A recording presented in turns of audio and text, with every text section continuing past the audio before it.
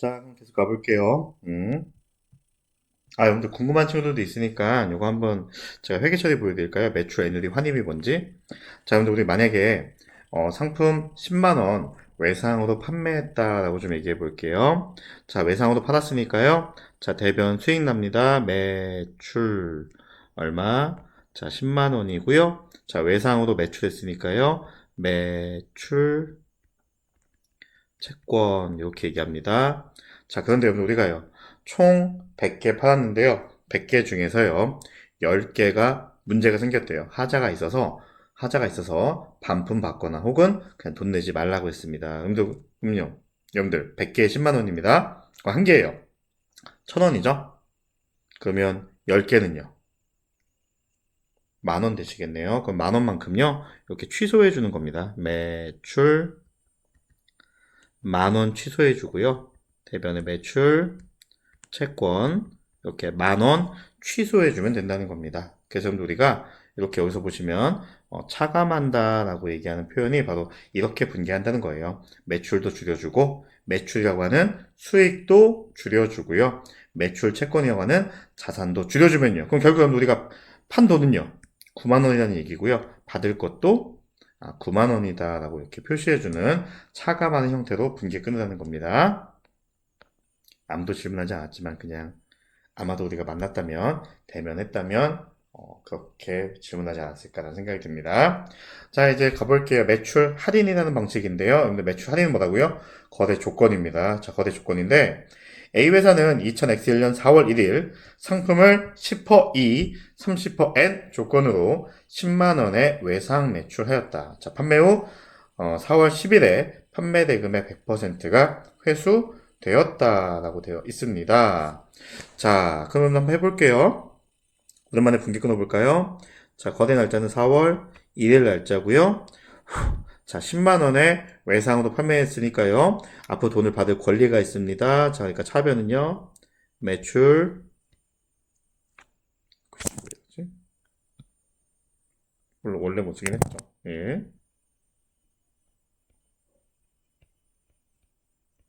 매출 채권.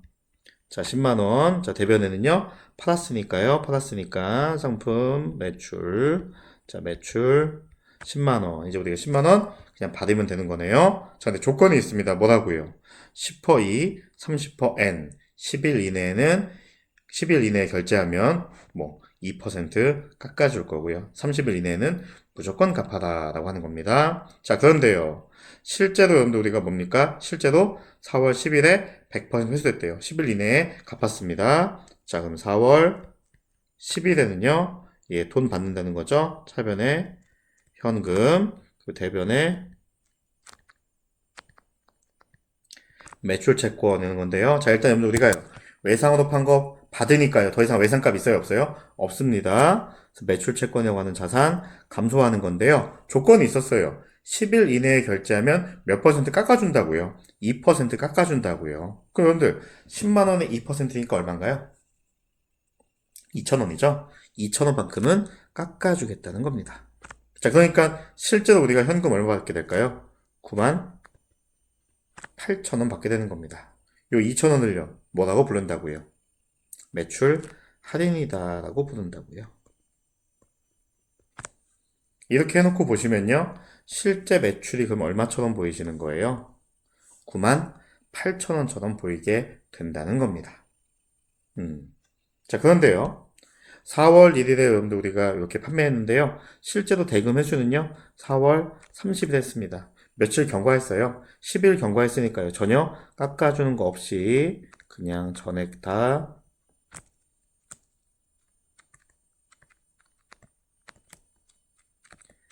회수하게 되겠네요.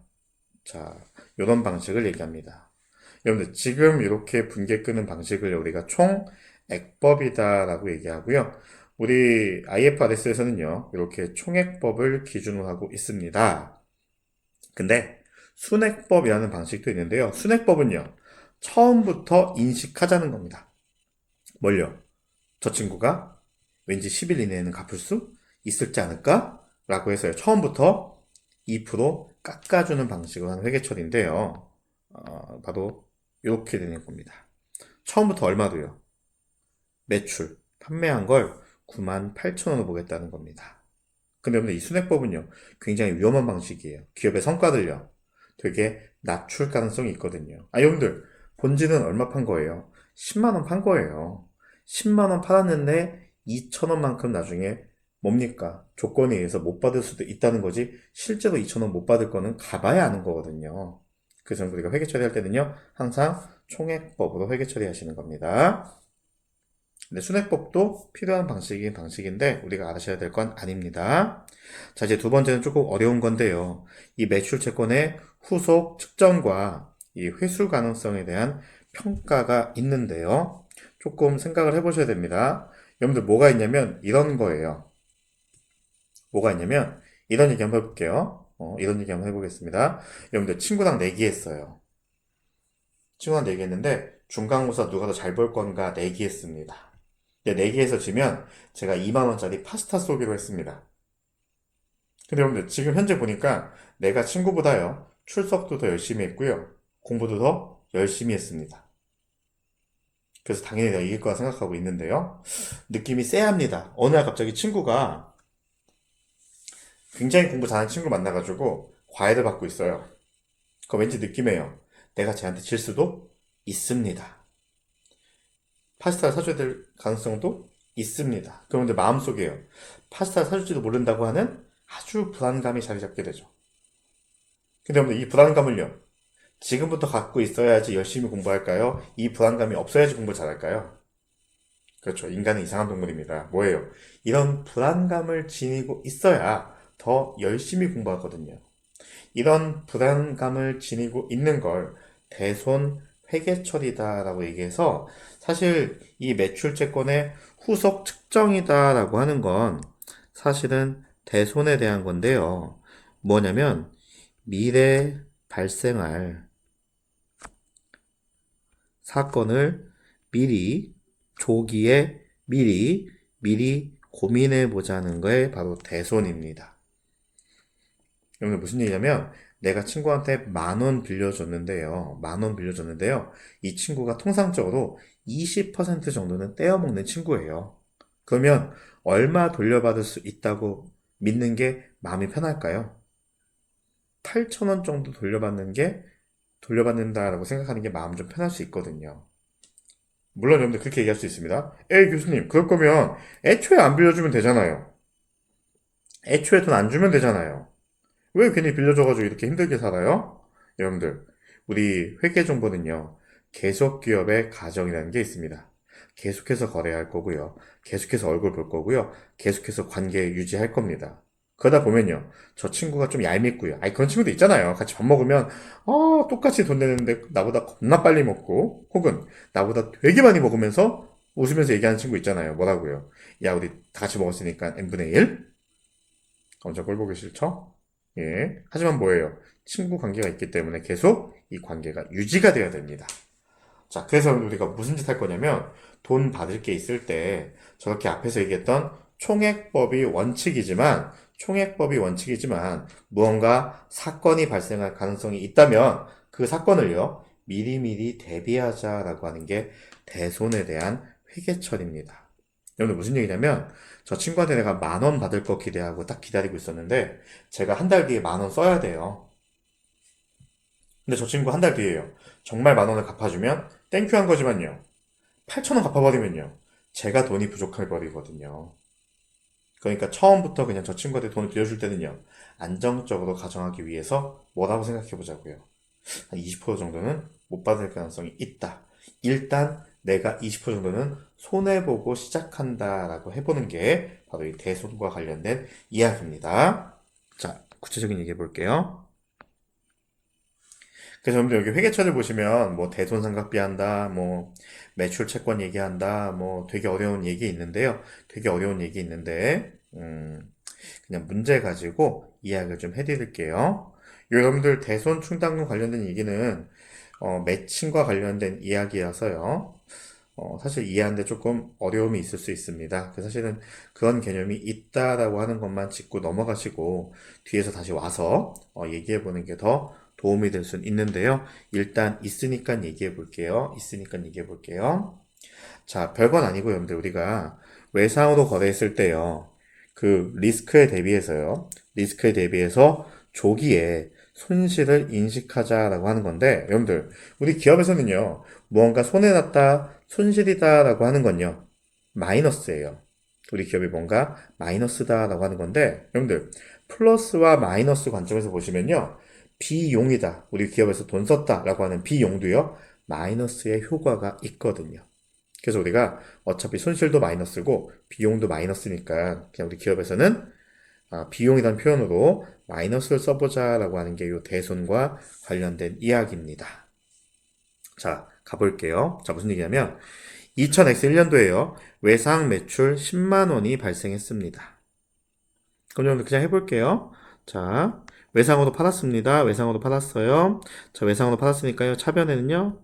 매출 채권 10만 원. 자, 그리고요. 매출 10만 원. 자, 이렇게 됐습니다. 자, 여러분들 총액주의니까요. 여러분들 뭐예요? 애누리, 환출, 환입 이런 거 다 제거된 거. 혹은 여러분들 그런 거 생각 안 하는 겁니다. 자, 그런데요. 기말에 가보니까 1년 지나 보니까요. 뉴스에서 나오고 있어요. 뭐라고 나왔냐면 내가 판 회사가요. 무언가 문제가 있을 수도 있대요. 대표자가 막 조사받고 있고 막 이렇다고 합니다. 그래서 느껴보는 거예요. 야, 이거 잘하면 돈 못 받을 수도 있겠는데? 라고 해서 한번 따져보니까요. 13,000원 정도는 대손 못 받을 가능성이 있다는 겁니다. 자, 그러면 여러분 우리가요. 이거 순액주의다라고 얘기하면 어떻게 표시하냐면 갑자기 뭐라고 되는 거예요. 에이, 이럴 줄 알았어. 그러면 그냥 13,000원 못 받을 거 그냥 우리가 여기서 차감해버리자 라고 하면 아까 얘기했던 애누리와 환출같이 애누리와 환입같이 여러분들 매출 13,000원 줄여버리고 매출 채권 13,000원 이렇게 줄여버리는 방식도 있는데요. 우리 IFRS 혹은 기업회계 기준에서는요. 아유, 야, 그렇다고 이렇게 그냥 무식하게 그냥 깎아버리지 말자 이런 거예요. 만약에 대표자가 구속이 안 당했고요. 멀쩡하게 나왔어요. 그래서 거래처가요. 야, 돈 갚을게 라고 딱 왔는데 우리 기업이요. 매출 채권을 이미 줄여놨어요. 우리 기업이 지금 이렇게 되면 매출 채권 얼마 되는 거예요? 8만 7천 원 얘기거든요. 그런데 거래처에서 왔을 때요. 지가 와서 줄여버렸네? 그럼 나는 그냥 8만 7천 원만 줘야지? 이러고 가버릴 가능성이 있단 말이에요. 자, 그래서 우리가 무슨 짓 하냐면 기말에 대손을 우리가 인식해라라고 하는 건 지금 대표가 만약에 저 상대 거래처에 대표가 구속되거나 위기가 있을 것 같아서 13,000원 정도는 못 받을 수도 있다. 나중에 손해볼 수도 있겠다라고 해서 이렇게 표현하자는 겁니다. 대손의 가능성이 있다. 대손 상각비 13,000원 이렇게 쓰는 겁니다. 이거 여러분들 논리는요. 뒤에서 얘기할 거 감가상각비랑 똑같습니다. 그래서 감가상각비 보시고 다시 오시면 되거든요. 예. 자, 그리고요. 대변에는요. 실제 매출 채권이 감소하는 게 아니니까요. 이 매출 채권의 차감 항목이라고 얘기하는 대손 충당금이라는 거 씁니다.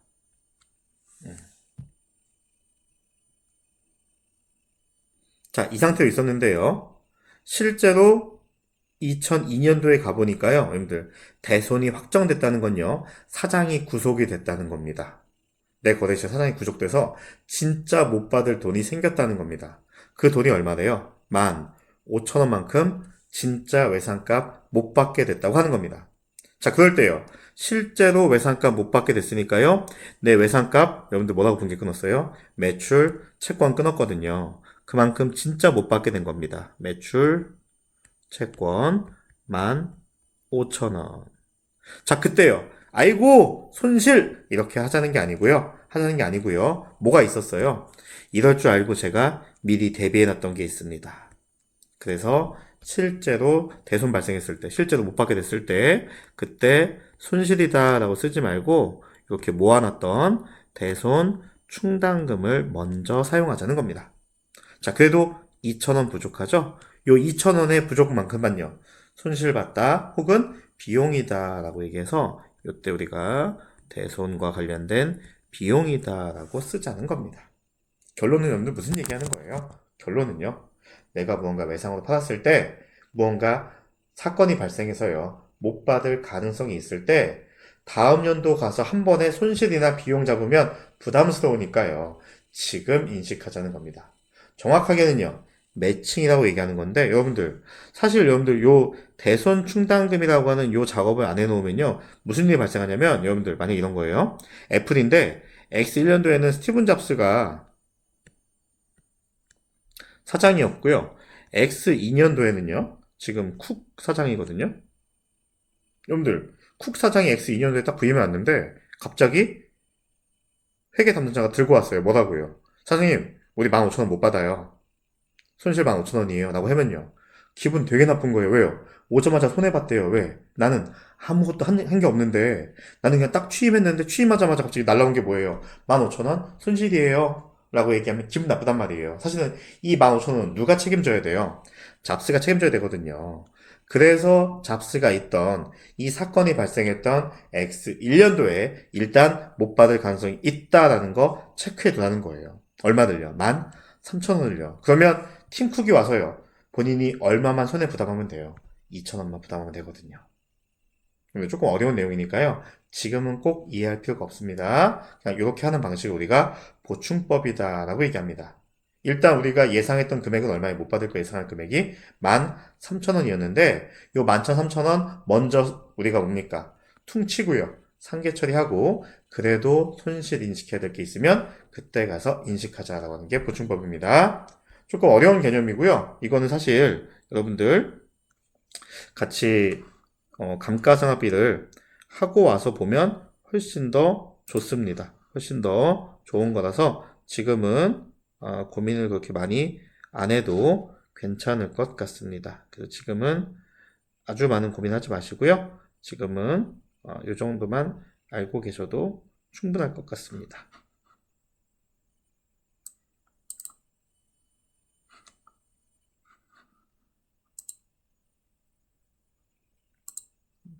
이해하셨나요? 네, 이 정도 알고 계시면 충분히 가능할 것 같습니다.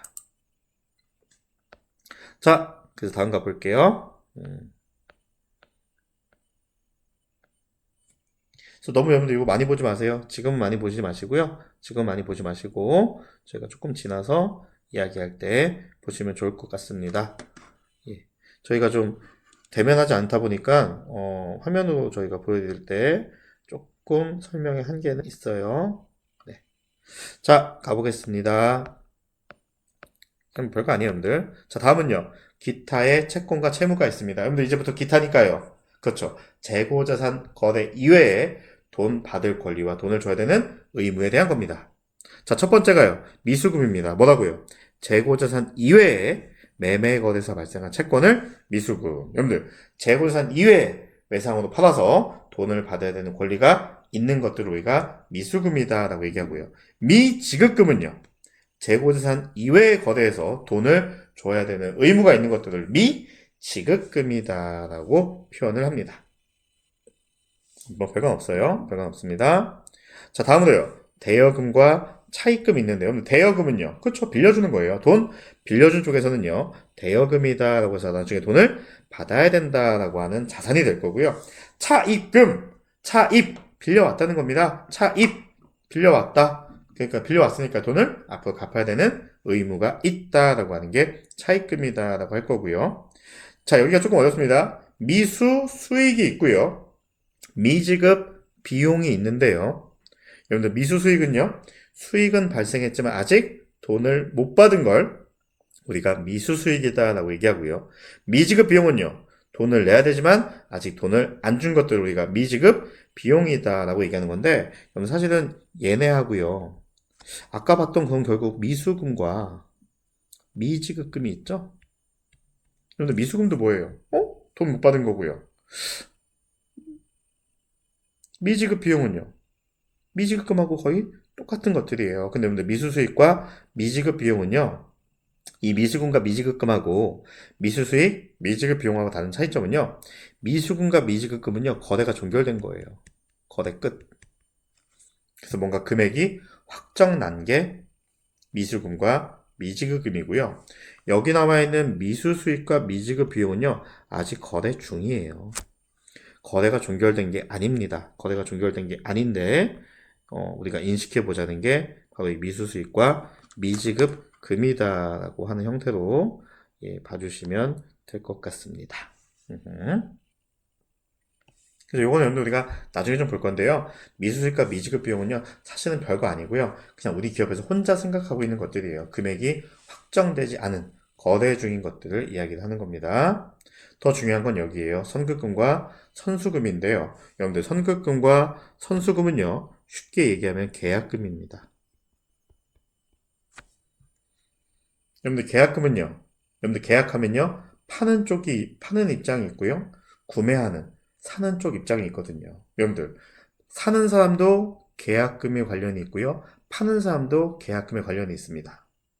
자, 여러분들, 계약금을 받은 쪽은요, 팔고 있는 입장일까요? 사고 있는 입장일까요? 계약금을 받고 있는 입장은요. 여러분들, 계약금을 받았다는 얘기는요, 내가 앞으로 무언가를 팔겠다라고 하는 판매자의 입장이 될 거고요. 계약금을 준 쪽에서는요, 그렇죠. 구매자의 관점이 되겠죠. 응? 이해하고 있는 건가요? 그래서 여러분들 우리가 근데 이 계약금이라고 하는 건요.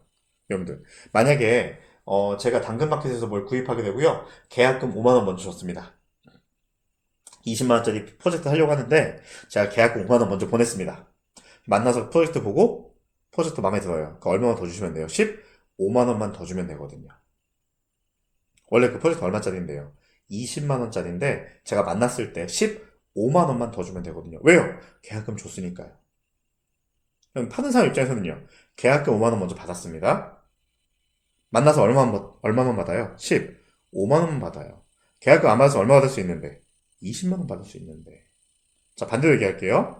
저 물건 사려고 했는데 막상 보니까 프로젝트 마음에 안 들어요.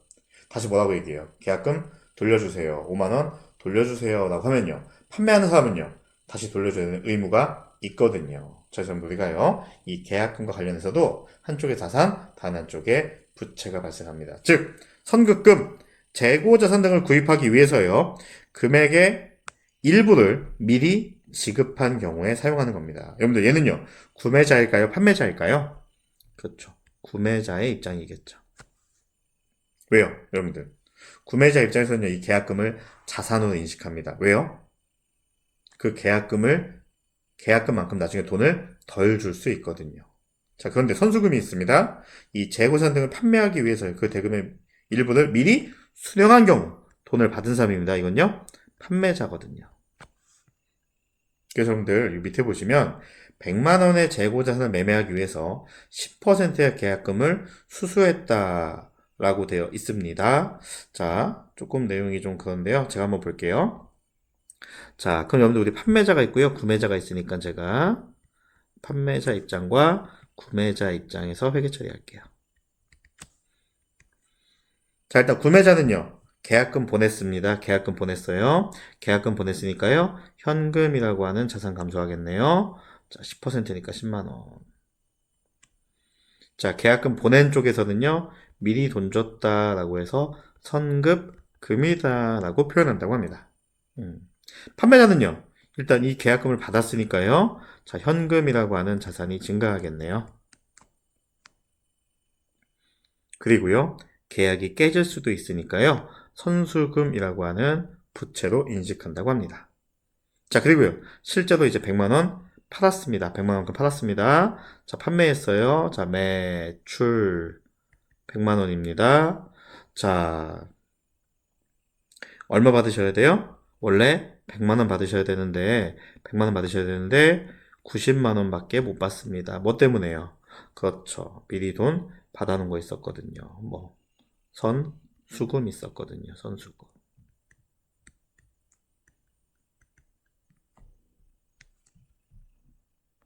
자, 이렇게 회계 처리가 될 겁니다. 자, 그럼 구매자 입장에서는요. 자, 재고자산 들어옵니다. 재고자산. 이제 매입 써도 될까요? 재고자산 얼마 들어와요? 100만원치 사옵니다. 자, 그런데 현금을요. 100만원 안 내도 됩니다. 90만원만 내면 됩니다. 우리 뭐 했던 거 있거든요. 계약금 줬던 거 있거든요. 이렇게 계약금과 관련된 회계 처리가 되겠습니다. 그 다음은요. 선급비용과 선수수익이 있는데요. 얘도 여러분 우리가 뭡니까? 거래 종결 안 된 거 얘기하는 겁니다. 거래 종결 안 된 거 얘기하는 거예요. 선급비용은요. 미리 비용 냈다라고 해서 자산으로 인식해보자 이런 얘기고요. 자산으로 인식해보자라고 하는 얘기고요. 선수수익은요. 미리 돈 번 거니까 부채로 인식해보자 뭐 이런 얘기입니다. 별건 아니에요. 요거는 진행하면서 얘기할게요. 선급비용과 선수수익에 대한 거. 얘도 여러분들 뭐예요? 거래가 종결이 안 된 겁니다. 앞에 있던 뭐예요? 미수수익, 미지급비용. 얘네들과 결을 같이 하는 내용입니다. 지금 꼭 아셔야 될 내용은 아닙니다. 자, 여기까지 하시면 수취채권과 지급채무에 대한 이야기가 진행이 되었습니다. 가장 중요한 건요. 바로 현금의 종류가 있다는 겁니다. 뭐 각종 수표더라고요. 잘 모르시겠지만 우편, 환증서라는 거, 그리고 뭡니까? 배당금 지급, 통지표, 만기가 된 국공채, 이자표 이런 것들이 다 현금과 유사한 성격이 있다는 거고요. 수취채권과 지급채무에는요. 수취채권은요. 크게 보시면 매출채권, 재고자산 거래하시면서 외상으로 판매해서 돈을 받아야 될 권리가 있는 매출채권이 있고요. 그 이외에 채권들이 있다는 겁니다. 그 이외에 채권들이 뭐가 있다는 거예요? 돈을 빌려주면 대여금, 그리고 재고자산 이외에 뭔가 처분하고 팔고 돈 못 받은 게 있으면 미수금, 그리고요. 재고자산 같은 거 계약할 때 계약금 준 게 있다면 선급금이라고 하는 자산이 있다는 거고요. 반대로 부채도 있다는 거죠. 뭐 매입, 채무라고 하는 뭡니까? 재고자산을 외상으로 거래했을 때 채무가 있고요. 그 외에는 미지급금이 있고요. 임시적인 계정 과목으로 뭐가 있다는 거예요? 뭐 미지급 비용이라든가 선수 수익이다라고 하는 아직 거래 중인 거래가 종결되지 않은 항목들이 있고요. 또 뭡니까? 계약금을 미리 받았을 때는 계약이 해지되면 다시 돌려주는 의무가 있을 수도 있기 때문에 뭐라고요? 선수금이라고 하는 부채가 있다는 겁니다. 자, 저희가 다음 주에는요. 기존에 공부했던 재고자산 관련해서 조금 더 디테일하게 공부하는 시간 가져보도록 하겠습니다. 예, 이번 주도 고생 많이 했고요. 다음 주에 더 건강한 모습을 보겠습니다. 과제 제출 꼭 부탁드릴게요. 수고했습니다.